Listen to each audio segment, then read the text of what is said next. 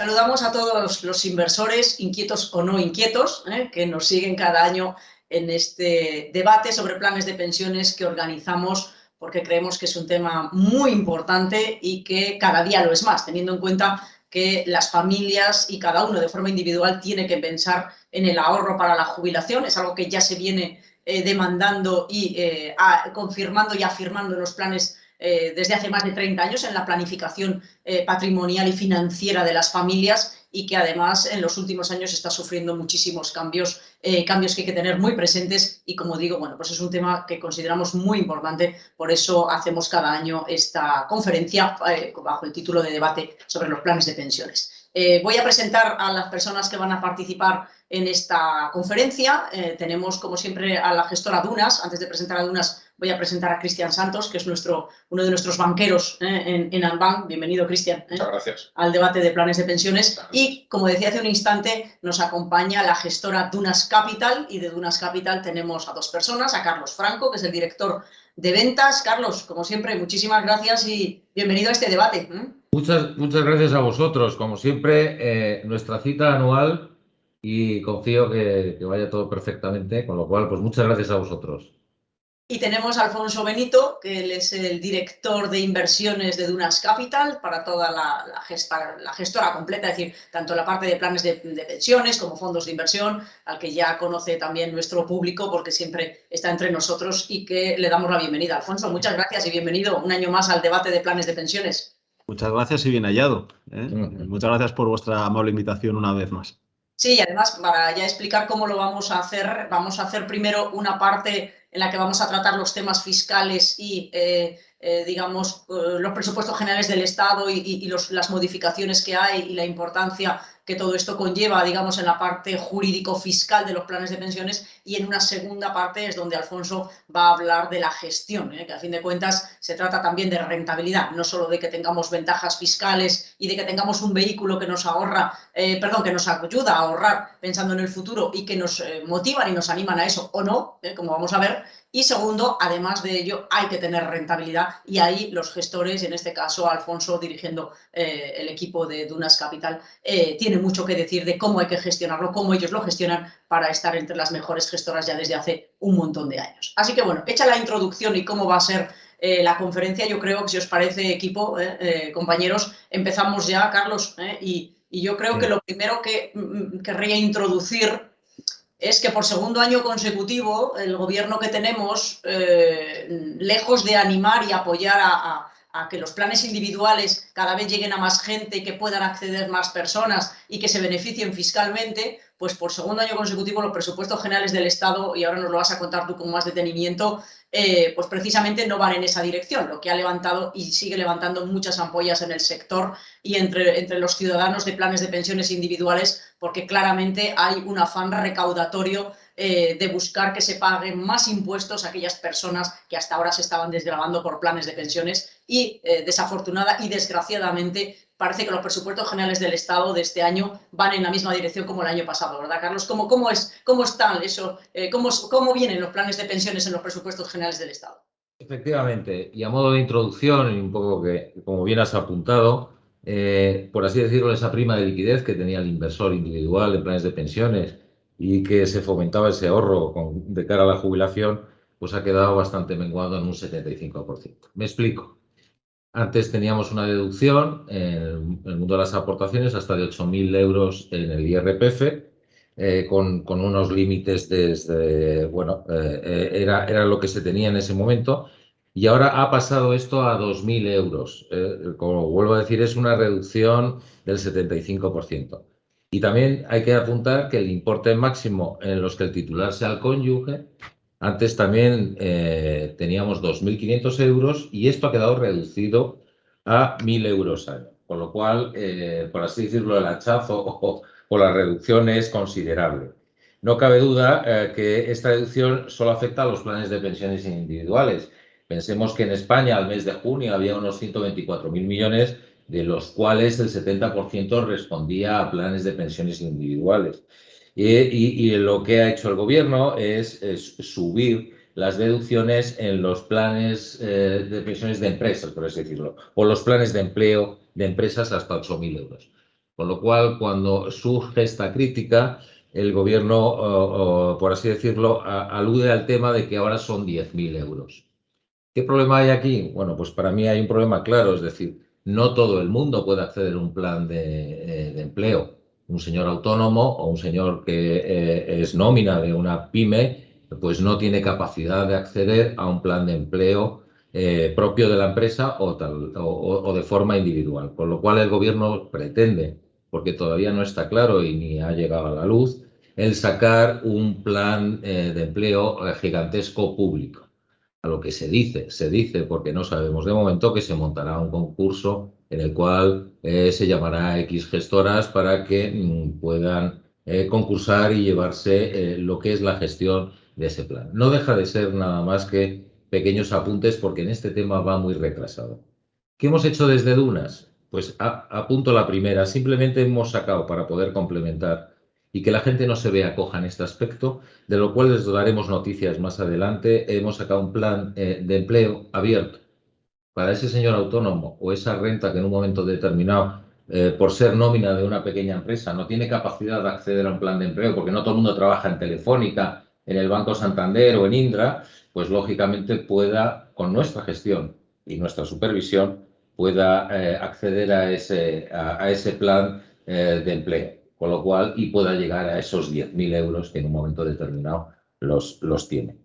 Se Con cree lo que cual, todo esto... sí, perdona, Carlos, con lo cual estamos diciendo que ese objetivo del gobierno, como casi todo, y sobre todo gobiernos de estas ideologías, que en realidad va en su ADN, realmente no nos sorprende, ¿no? Es decir, lo que sí es dañino, pero no sorprende que un gobierno de esta ideología lo que busque es centralizar todo lo más posible para controlar desde el punto de vista público lo más posible. Se quería hacer otro banco público, ya vimos cómo terminaron los bancos públicos, ya supimos lo que eran nacionalizadas todas las empresas españolas en los años 80, 90, supimos cómo terminó todo aquello y el daño que se causó, y ahora están un poco volviendo de una forma muy agresiva y llevando esta parte del ahorro tan importante de las familias a tener un control desde el gobierno para que sea, por decirlo de alguna manera, todo más centralizado, que como ya sabemos siempre eso va en contra de la libertad individual de las personas de poder elegir sus gestoras y que sea una ley que apoya a todo el mundo y que no deja a unos dentro y a otros fuera y sacrifica y penaliza a los que no quieren entrar dentro del sistema que ellos quieran marcar, ¿no? Por tanto, esta es la gravedad de la esencia con la cual se mantiene este tema. Por tanto, lo que tú me estás contando de ese plan de empleo que podéis hacer si cumple la legislación y según cómo vaya a terminar todo esto, en el que puedan acogerse personas que en principio no iban a tener acceso a un plan de empleo y que puedan además llegar a esos límites máximos de deducción, pues decirlo de alguna manera, esto, y corrígeme si me equivoco, es una forma de intentar ayudar a los dañados y desfavorecidos con esta legislación que se está intentando implementar y que se está intentando llevar a cabo, ¿no, Carlos? Es por dar esperanza a los que no la tienen en estos momentos cuando escuchan lo que estamos diciendo. Efectivamente. Primero, apuntar que todo en la vida es efímero. Ahora este gobierno hace estas leyes, pero eso no quita que dentro de unos años vuelva otro gobierno, que las derogue y en un momento determinado tengamos otra. Aquí lo que nosotros solemos decir es que por favor no me cambies las líneas del campo todos los años, porque no sabemos muchas veces a qué atenernos. Y en cuanto a lo que dices del plan, pues por supuesto, nosotros hemos querido colaborar de esa manera con aquellas personas que en un momento determinado no pueden llegar a un plan de empleo de forma genérica a través de su empresa y que tengan la posibilidad de entrar. Y no quieran ir al público si algún día se constituye, ¿de acuerdo? Y quieran seguir en una gestión independiente, muy escogida y muy vigilada y que, como bien sabéis vosotros, en su día, pues en vuestra elección pasamos muchas due diligence, por así decirlo, muchas pruebas para que nosotros pudiéramos ser merecedores de ser los proveedores para vuestros clientes, ¿de acuerdo? Pues de la misma manera, en ese sentido, y en nuestro Gracer queremos dar esa oportunidad, claro que sí. Otra pregunta, Carlos, volviendo un instante a los presupuestos generales del Estado y todo lo que tenemos ahí. ¿Los 2.000 euros que decías, en principio el objetivo es mantenerlos o el objetivo incluso para el año próximo en los presupuestos generales es todavía bajar por debajo ese nivel de los 2.000 euros que ya venimos arrastrando de los presupuestos en este año que se hizo el año pasado? No, yo las noticias que tengo es por lo menos mantenerlo, mantener esta ley, porque entonces ya sería demasiado. Es que se había escuchado por ahí, incluso yo creo que se había leído algo, que incluso estaban pensando bajarlo a 1.500 todavía, ¿sabes? Por eso era para saber vosotros qué información manejabais, ¿sabes? No, la información que nosotros manejamos, y de hecho en las consultas que hemos hecho a los organismos, nos dicen que esto es tal es como se va a quedar, por lo menos de momento, porque ya sería muy llamativo que en el plazo de año y medio me cambies la ley 2 veces. ¿Vale? Y es verdad que estamos a la espera de que se cree ese plan público, que no deja de ser dinero que en un momento determinado va a tener el Estado a su disposición. Se dice también que el gobierno lo que ha pretendido en un momento determinado, y ahí te enlazo con lo primero que tú dijiste, es que no se hiciera esa especie de arbitraje fiscal, es decir, ahorrarte impuestos durante pagar impuestos durante tu vida laboral, donde realmente tendrías que pagar más y no someterte a esas deducciones, y tras la jubilación tributar a tipos más bajos. Supuestamente esto es lo que se ha pretendido con esta norma. Yo ahí no entro a juzgar, pero sí es verdad que bien lo dicen, es decir, que pagues más impuestos, porque si me dejas de deducir... Era lo que yo decía antes, es un tema recaudatorio, pero es que de lo que se trata es de animar a las personas con ahorros de impuestos a que ahorren para la jubilación cuando sabemos que hay un problema, que es un poco lo que ha traído siempre el hilo conductor de todo tipo de ideologías y todo tipo de gobiernos en los últimos casi 20 y tantos, casi 30 años, ha sido: les voy a animar a ustedes a que ahorren pensando en la jubilación porque sabemos que hay un problema y les doy una ventaja fiscal, cuando además estamos en un momento en el que tú miras, los ciudadanos miran y casi ya no tienen nada en lo que deducirse. Antes había vivienda, es decir, cada día hay menos deducciones a nivel individual, o sea, es decir, quitando los mínimos personales y familiares, que si no se tiene familia y demás, eso se restringe y se reduce, por tanto, al final con todo esto lo que se hace es dañar las rentas del trabajo, es decir, y a los trabajadores seriamente, porque es que cuanto más trabajan, más impuestos pagan y eso al final pues no anima a trabajar más y producir más, que es de lo que se trata, ¿no? Por tanto, lo expliquen como lo expliquen y lo veamos como lo veamos, todo esto no ayuda al que trabaja y al que ahorra, sino justo todo lo contrario, por tanto, no favorece a la economía del país, ¿no? Esto es una realidad y que lo interpreten los que les interesa recaudar más,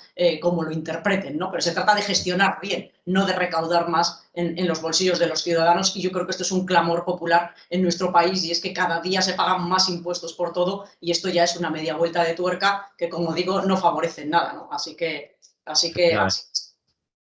Muy bien, Carlos. Oye, y finalmente, ¿alguna cosa más que quieras comentarnos de las alternativas? ¿Alguna cosa más de fiscalidad? ¿Alguna cosa que quieras añadirnos? Pues hago un comentario general, aunque breve, pero sí es verdad que hemos analizado mucho la cartera, hemos hablado con muchos clientes y hemos sacado datos del INE a 2019-2020. Sí, también deciros, sí, porque hay que tranquilizar a la gente en un momento determinado. Primero, la gente tiene sus derechos adquiridos, es decir, tiene su ahorro ahí, y esto es importante. Y eso lo dejo ahí porque luego lo dirá Alfonso. Por favor, ese dinero es de cada cual. Claro, eso no, estamos hablando de las aportaciones nuevas. Claro, de las aportaciones nuevas. Bueno, pues sí comentaros que según datos del INE no va a afectar esto tanto si nos fuéramos al sentido general. ¿Por qué lo digo? Porque, bueno, la tasa de ahorro en España más o menos es un 7,4%. El salario medio, según nos dice el INE en el año 19, son 23.450.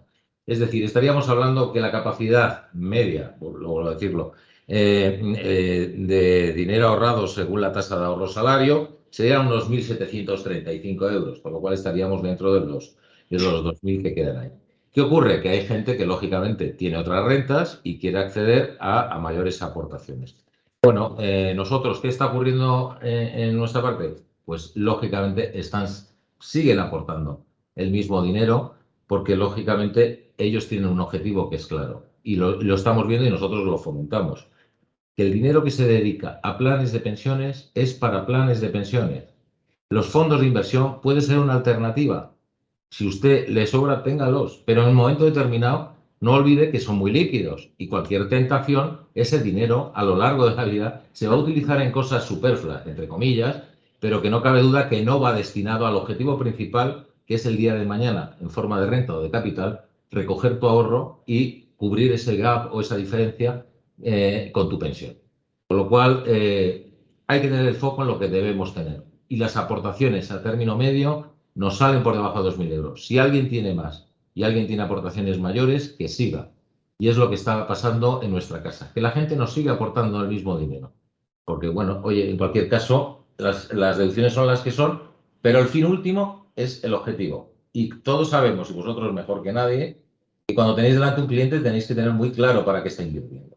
No, y sobre todo también ahí depende mucho de su disciplina individual. Es decir, aquí nosotros, que por eso defendemos mucho la libertad y ponerles alternativas a los inversores encima de la mesa para que al final elijan la que más les encaja con sus circunstancias personales, con su forma de ver la vida, con su forma de ser, con su psicología como inversor y demás, ¿no? Y ahí es muy importante seguir manteniendo esa línea que a fin de cuentas es en la que nos gusta trabajar. Señores, esto es todo lo que hay, así tienen estas alternativas, cuál encaja mejor con sus circunstancias, ¿no? Y ahí pues es un gusto trabajar con gente como vosotros, flexible y demás, que hace las cosas bien y que da alternativas para podérselas plantear a los clientes y que puedan seleccionar y elegir, ¿no? Así que Efectivamente.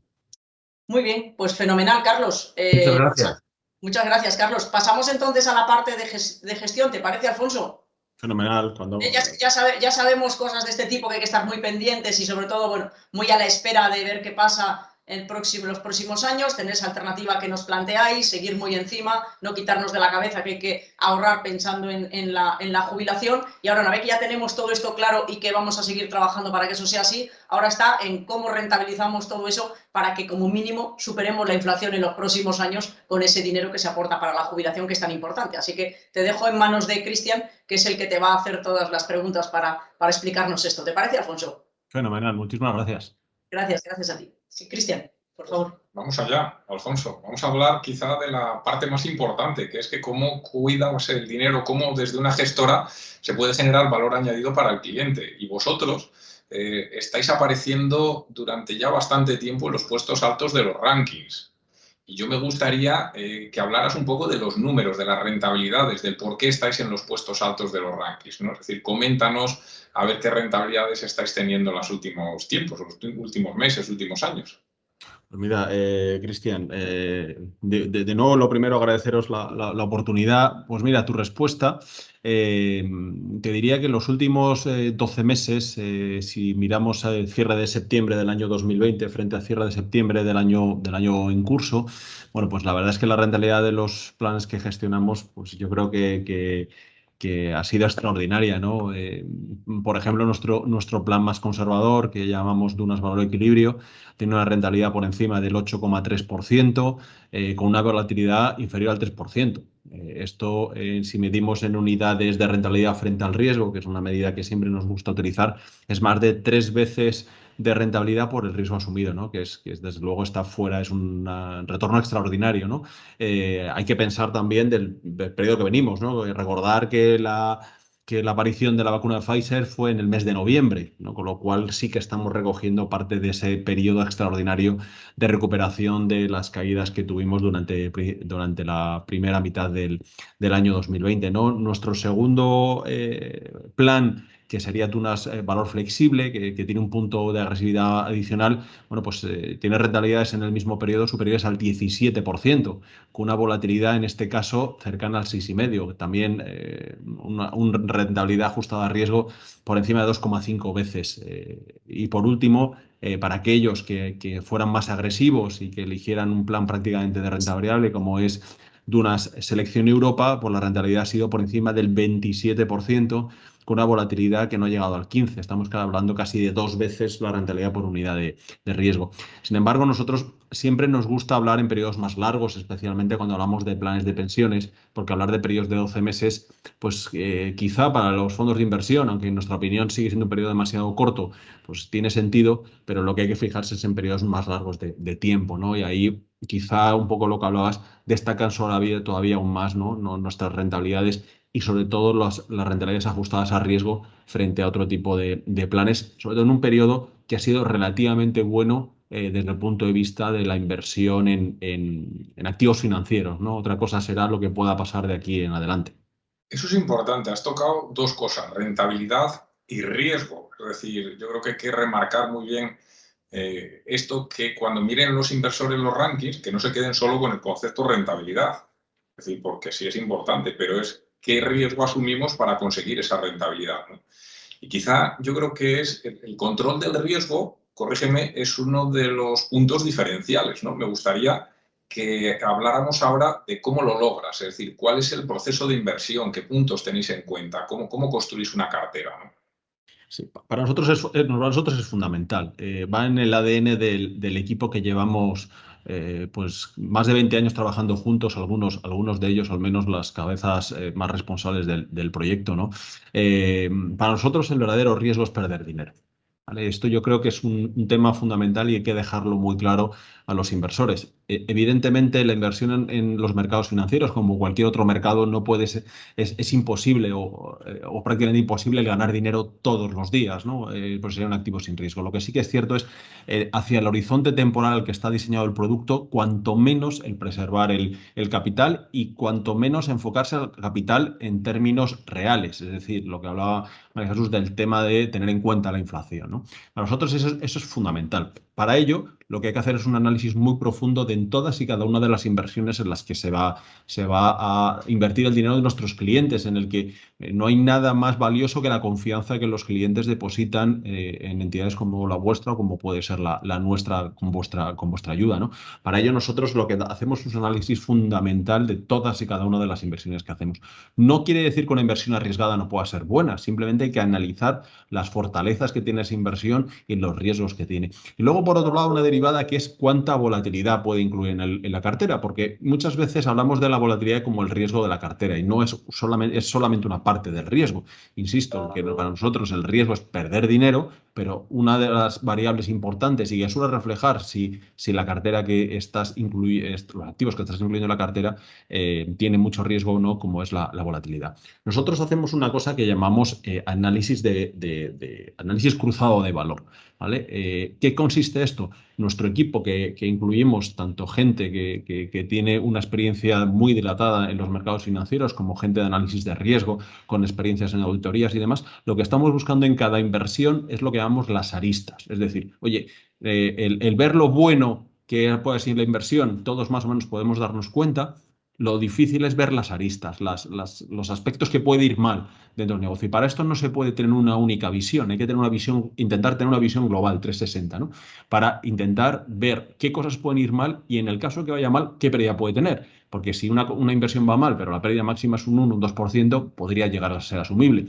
Si hay otra inversión cuya probabilidad de que vaya mal es muy baja, aunque el impacto puede ser significativo, pues es asumible. Lo que no es asumible es una inversión que pueda tener una probabilidad de ir mal elevada y con una pérdida de capital elevada. Aunque tenga una rentabilidad esperada en un escenario bueno muy positiva, desde luego ese tipo de inversiones no aparecerán nunca en las carteras de dunas. ¿Vale? Nosotros nos enfocamos más en las cosas que son recurrentes, son predecibles, queremos dar que el cliente entienda en dónde estamos invirtiendo su dinero, que no se lleve sustos, o que si ese susto se puede llevar, digamos que podamos anticipar previamente de si ocurre esto, tu dinero puede estar en riesgo, ¿no? Que creemos que es muy importante esa predecibilidad, no lo que comentaba antes Carlos, ¿no? El aspecto jurídico, no se puede estar cambiando las normas todos los días, pues tampoco queremos tener activos que estén cambiando todos los días en la cartera. Sí que es cierto que es muy importante tener una flexibilidad en la cartera, porque los mercados evolucionan a lo largo de los ciclos económicos y en un momento dado puede ser interesante estar invertidos en unos activos y en un momento dado puede estar interesante invertidos en otros activos, ¿no?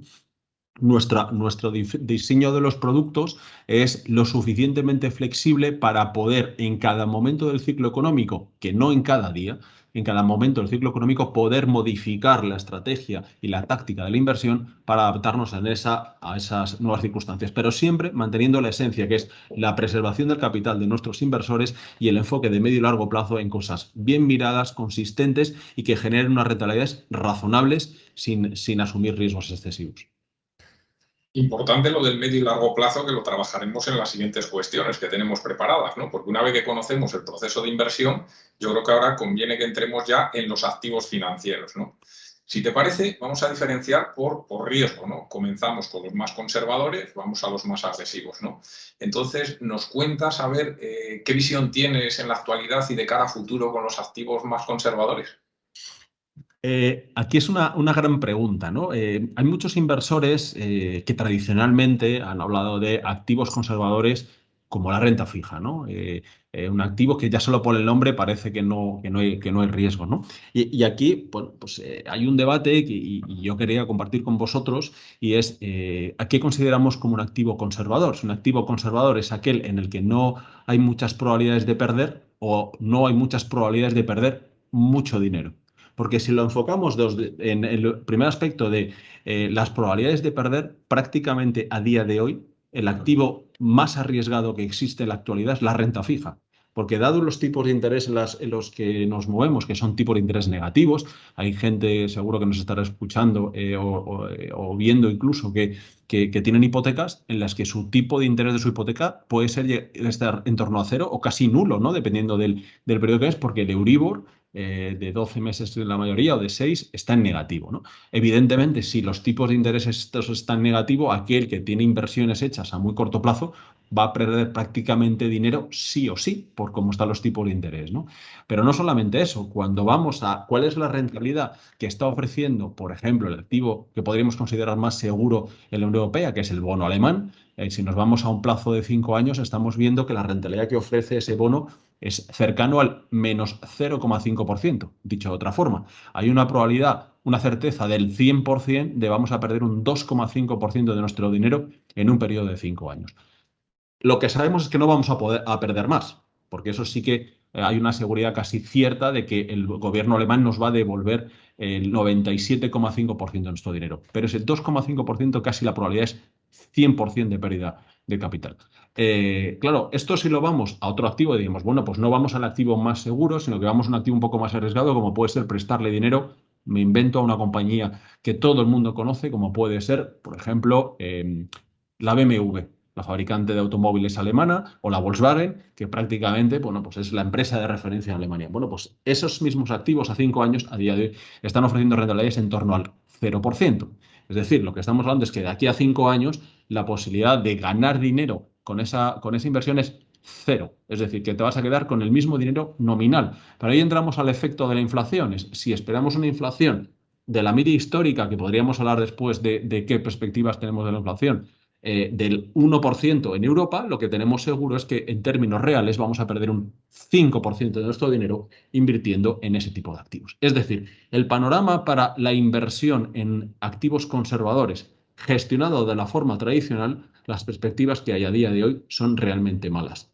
Realmente malas porque el Banco Central Europeo y en Estados Unidos la Reserva Federal, con la idea de impulsar la economía ya anteriormente a la pandemia, pero sobre todo la pandemia, y para forzar a los inversores a asumir riesgos invirtiendo, que no ahorrando, lo que ha provocado es que hay un claro desincentivo a la inversión en activos conservadores y haya un claro incentivo a la inversión en activos arriesgados, ya no por temas fiscales, sino por temas financieros. Pues nos lo estás dejando bastante claro, con lo cual tenemos que dar el paso hacia los activos de más riesgo entonces, ¿no? ¿Cómo lo ves? ¿Qué nos dices? Bien, si nos fijáramos en los activos de más riesgo, que según la intervención anterior podría ser la alternativa, tampoco estamos muy seguros. Es decir, ¿qué es lo que ha ocurrido en los mercados financieros? Toda esa ingente cantidad de dinero que los bancos centrales, las autoridades monetarias han inyectado en la economía para rescatarla de la pandemia y anteriormente, que ya nos acordamos de cuando tuvimos las crisis de Lehman y que tuvieron sus coletazos posteriores, lo que ha llevado es a lo que llamamos una fuerte inflación financiera. El dinero que los bancos centrales inyectaban en el sistema por distintos elementos que quizás no tengamos tiempo de tratar ahora, no terminaba de llegar a la economía real y lo que sí que ha provocado es un incremento de las valoraciones de los activos. Lo hemos visto en la bolsa, en la que, por ejemplo, en los últimos 15 años la bolsa americana ha tenido rentabilidades superiores al 15% anualizada. Lo hemos encontrado en inmuebles, lo hemos encontrado en otro tipo de activos en los que la afluencia o la abundantísima liquidez en el mercado lo que ha hecho es que esas rentabilidades ofrecidas a futuro sean más bajas. Lo que también se ha producido es un efecto diferenciador claramente dentro de los activos de riesgo y hablamos de los activos bursátiles por centrar un poco el discurso. Nos encontramos con que aquellas empresas que durante además la pandemia se han beneficiado de la situación de tener que estar todos en casa, que ha sido básicamente la economía digital, por decirlo de una forma, Internet, ¿vale? Pero Internet incluyendo también todo lo que es el consumo digital, Amazon, Google, Facebook, Netflix y demás, se han beneficiado de que buena parte de nuestros ingresos se han tenido que destinar sí o sí a esto. No había ocio, por lo tanto, ¿Quién no de todos nuestros televidentes estarán ahora mismo, se han suscrito a alguna plataforma para ver series, películas y demás, tanto para ellos como los críos, porque no hay opción de ningún otro tipo de ocio? Y por otro lado, hemos tenido que restringir nuestro consumo en ocio, en restaurantes, en viajes, incluso en compra de coches o lo que fuera, ¿no? Todo esto ha dado un impulso muy significativo a esta industria y adicionalmente estamos en el impasse ahora de el teletrabajo, en el que todas las empresas de una u otra manera han tenido que invertir, compra de portátiles, compra de equipos y demás, para facilitar durante la pandemia que las personas pudieran trabajar en su casa. Y ahora ya pues una cierta flexibilidad o un teletrabajo ya más institucionalizado en cada una de las empresas para el poder, bueno, pues el poder desarrollar esta actividad. Tienes que tener equipos informáticos nuevos y demás, posiblemente tener sistemas en la nube y demás.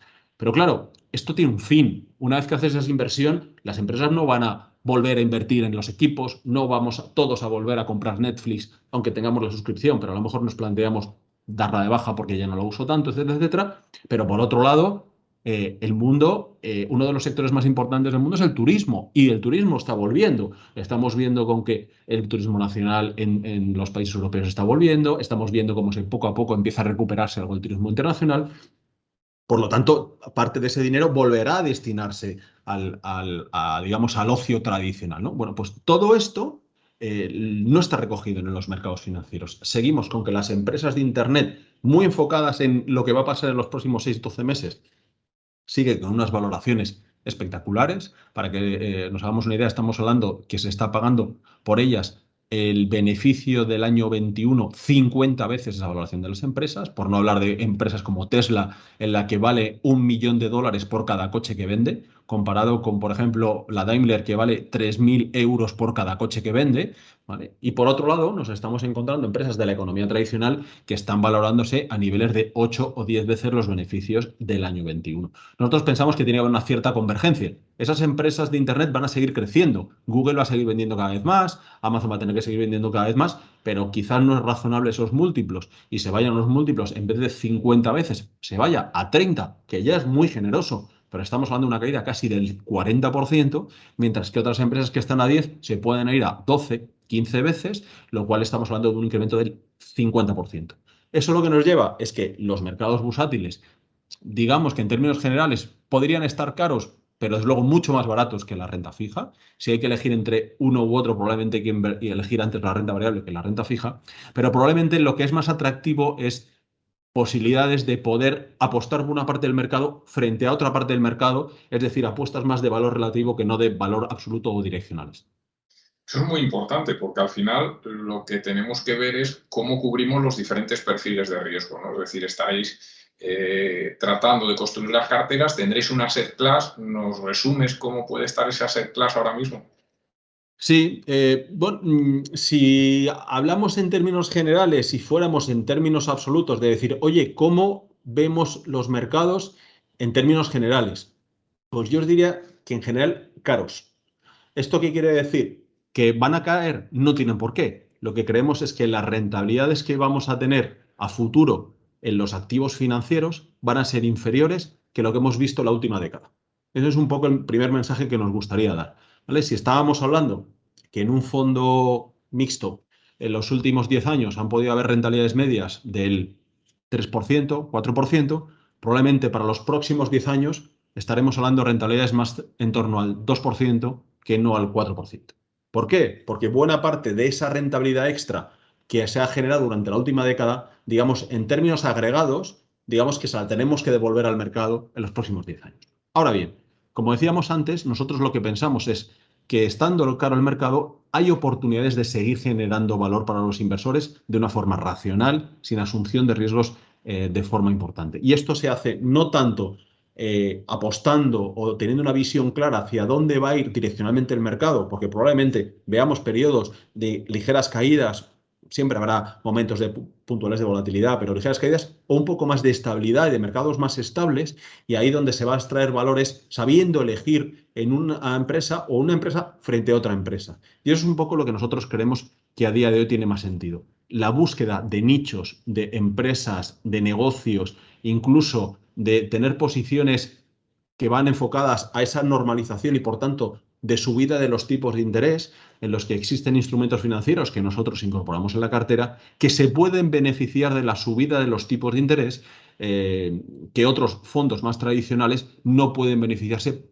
no porque los gestores sean mejores o peores, sino porque el diseño del producto, el chasis del producto, no lo permite. Nuestros fondos, tanto los planes de pensiones como también su réplica en fondos de inversión, lo que permite es tener un chasis lo suficientemente flexible como para poder aprovechar esas posibilidades del mercado en un momento puntual o en los momentos puntuales del ciclo.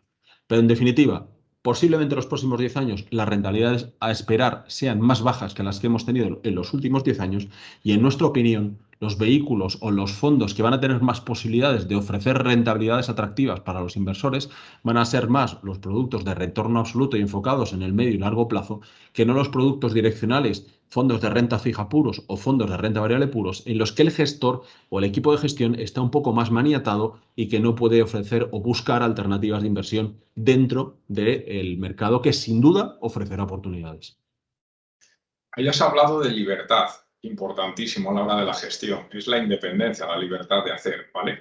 Porque al final lo que le interesa al cliente es todo esto que cuentas, cómo lo pasas a los vehículos, ¿no? Es decir, qué cartera tiene el plan más conservador, el equilibrio, qué cartera tiene ahora mismo el plan medio, flexible, qué cartera tenéis con el de renta variable, y con esas carteras, ¿qué le dirías al inversor, ¿vale?, que está en estos planes o que está buscando una alternativa para sus planes de pensiones que están en otras entidades, que no está a gusto con la gestión, y qué puede esperar de vosotros en los próximos años? Lo primero, hablabas de un aspecto fundamental, que es la independencia. Lo que llamamos nosotros nuestra obligación fiduciaria, que es nuestro código deontológico como gestores. Nosotros desde Dunas no tenemos ninguna dependencia de ningún grupo bancario, no bancario, accionista, compañía de seguros. Somos totalmente independientes y nuestro enfoque única y exclusiva, al igual que es en vuestro caso, es para el cliente, por y para el cliente. Por tanto, nosotros vamos a tener las carteras únicamente invertido en aquello que pensamos que puede tener sentido para generar ese retorno ajustado al riesgo que cada uno cliente quiera tener en ese periodo que hablamos de 3 años para el equilibrio y 5 años para flexible o selección. En esa búsqueda de valor, con lo que estamos hablando, a día de hoy, nuestra exposición a los mercados de renta variable es muy reducida en Dunas Valor Equilibrio. Para que nos hagamos una idea, a principio de año estábamos hablando que teníamos una exposición neta a renta variable cercana al 20%, a día de hoy apenas es del 1%. ¿Vale? Pero dentro de ese 1% quiere decir que no tenemos exposición a renta variable. No, lo que tenemos es esa exposición relativa que comentábamos. Tenemos una cartera de compañías que pensamos que lo pueden hacer bien porque van a recuperar parte de su negocio perdido, y en cambio lo que tenemos es una cobertura de esa exposición con compañías que pensamos que han subido demasiado y que creemos que tienen que normalizarse, estabilizarse o incluso poder caer, no dramáticamente, pero poder caer en los próximos 18 meses, y por tanto tener una cobertura de esos riesgos de corto plazo de bolsa, pero que al final consiguiéramos aportar valor en el medio y largo plazo. No lo opinamos nosotros solo. Nosotros hacemos un análisis muy aséptico, que es qué consideran el consenso de los analistas que trabajan en los mercados financieros sobre nuestra cartera y qué opinan sobre el resto del mercado. Y lo que dicen es que nuestra cartera, si habláramos en términos de todo 100% del patrimonio, tiene un potencial de revalorización anual en los próximos 3 años de 5 puntos porcentuales por encima de lo que vaya a hacer el mercado general de renta variable. Para bien o para mal, pero 5 puntos de diferencia, ¿no? Con lo cual nosotros ahí pensamos que ahí podemos extraer cierto valor. Y por otro lado, lo que tenemos, como hemos comentado antes, es una cartera de renta fija muy seleccionada en nombres que no son, como hemos contado el caso anterior de la BMW, sino en cosas muy concretas. Por ejemplo, tenemos inversiones en una empresa como es la empresa nacional Elcano, es una empresa que se dedica al transporte, a construir buques para luego alquilárselos en contratos a muy largo plazo, por ejemplo, a Repsol, a Naturgy, a BP, a Shell, es decir, grandísimos pagadores. Es como si nos imagináramos un edificio, pues no sé, en el centro de la Castellana y que se le alquila a una gran empresa. Todos pensaríamos que es una gran inversión porque nos van a estar pagando, o si le alquiláramos un centro logístico a Amazon, bueno, pues alquilarle un buque para Repsol, que es crítico para que pueda mover petróleo, gas o lo que fuere para sus clientes, para nosotros sigue siendo igual de crítico. Bueno, pues una empresa que está en sus bonos está ofreciendo rentabilidades del 4,5%. Nos parece que en un entorno como el actual y la seguridad que te ofrecen esos contratos de largo plazo merece mucho la pena estar invertido en este tipo de compañías. Pero tenemos otros muchos ejemplos de este tipo de compañías que no son compañías, digamos, las estándar que se pueden encontrar en los fondos más grandes, por supuesto, en los fondos de pensiones en España, que como están gestionados en su gran mayoría por entidades financieras españolas, pues y en cierta medida hay clientes cautivos porque bien tienen la hipoteca y demás, están presos, con lo cual, en cierta medida, pues mis colegas de gestión de esas entidades están, digamos, atados de pies y manos para no poder invertir en este tipo de cosas, en cosas mucho más estándar, en las que, digamos, que el efecto masa o el efecto rebaño se produce en mayor medida, nos dan oportunidades a gestores independientes de buscar oportunidades de inversión diferentes de las que se consiguen en este otro tipo de planes. Y luego, como decíamos, tenemos una protección para esta cartera, porque evidentemente al ser un bono, si los tipos de interés subieren, pues tendríamos un impacto en nuestra cartera. Tenemos una cobertura con lo que llamamos futuros, que es técnicamente el tener una sensibilidad a que si los tipos de interés de largo plazo suben, el fondo protegerá la posible pérdida que podríamos tener en esta cartera. Con lo cual tenemos lo que técnicamente, y disculpad que me ponga en este aspecto, pero algunos de los inversores lo agradecerán, es que tenemos una duración negativa. Y por último tenemos un aspecto muy importante que podemos incluir en nuestros planes de pensiones, que son las inversiones alternativas.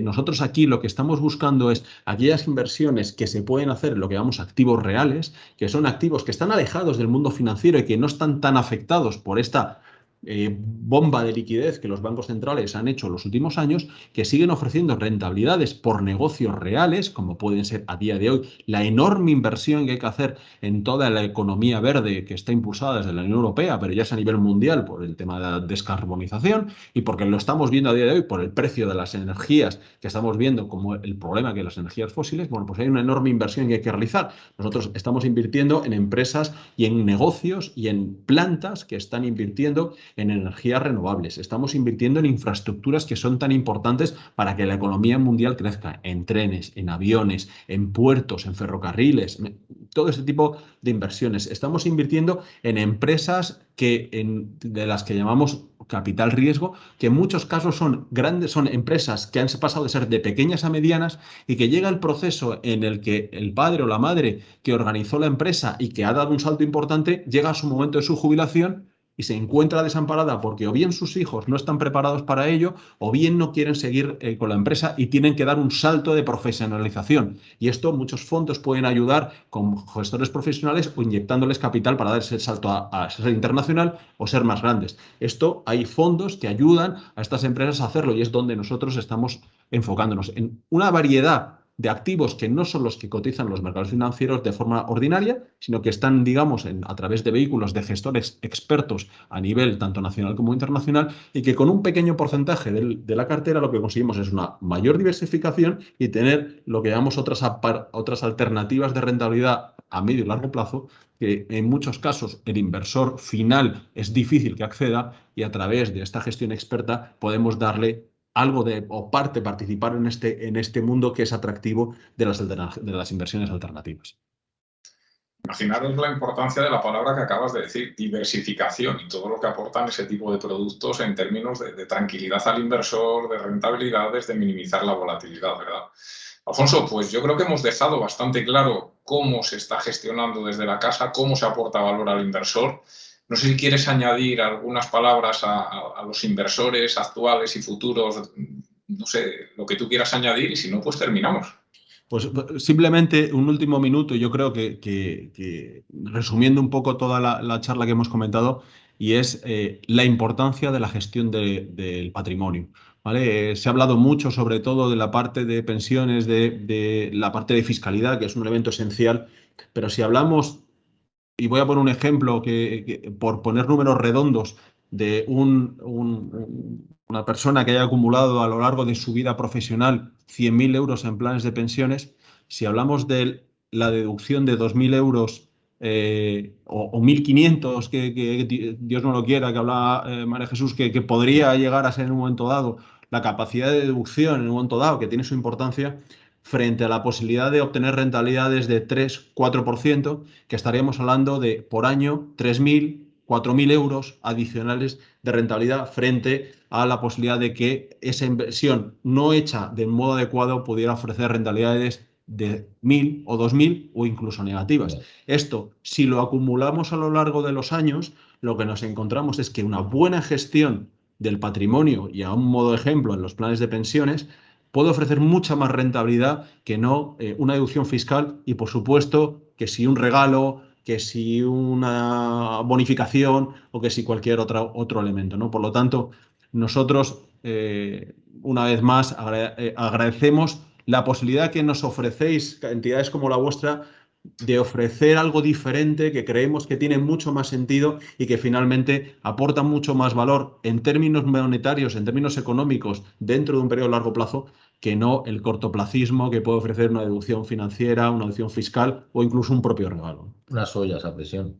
No, eso que comentas, Alfonso, nosotros que siempre estamos en contra de eso, si eso supone un sacrificio a lo importante que es lo que tú decías y que comenzaba yo también diciendo, ¿no? Que era el tema de la rentabilidad. Esto al final, señores, va de buena gestión. Y yo, pues una vez más, solo puedo felicitaros de verdad y por honestidad y porque hay que valorar el trabajo bien hecho, ¿no? Y para animaros a que se siga haciendo así de bien, porque a fin de cuentas los inversores y ahorradores es lo que necesitamos. Es decir, gente como vosotros profesional que utiliza todas las herramientas, que busca lo mejor y que no le preocupan mercados tan difíciles como los que estamos viviendo y más que se van a poner, como bien dices, porque lo conservador ya no es conservador, como dicen algunos por ahí, la renta fija ya ni es fija ni renta, ¿sabes? Con lo cual, o sea, es decir, estamos como estamos en un contexto difícil y bueno, pues a mí me gusta saber que los gestores se preocupan, se forman, buscan alternativas y lo que has contado de cómo lo estáis gestionando es que no se puede hacer mejor. Es decir, coberturas de carteras, estar muy encima, meter inversiones alternativas. Es decir, vamos a ver,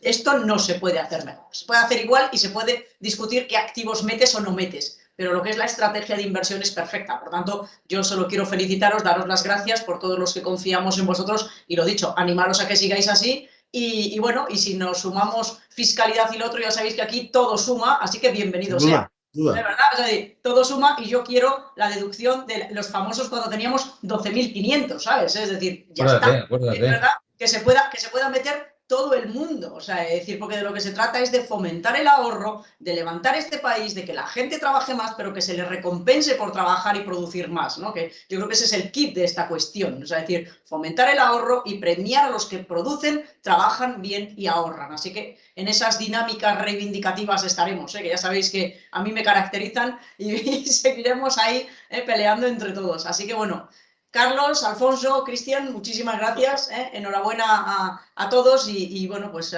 seguiremos debatiendo sobre los planes de pensiones el año que viene. Ahora a seguir trabajando, ¿vale? Muchas gracias a vosotros. Gracias. Un fuerte abrazo.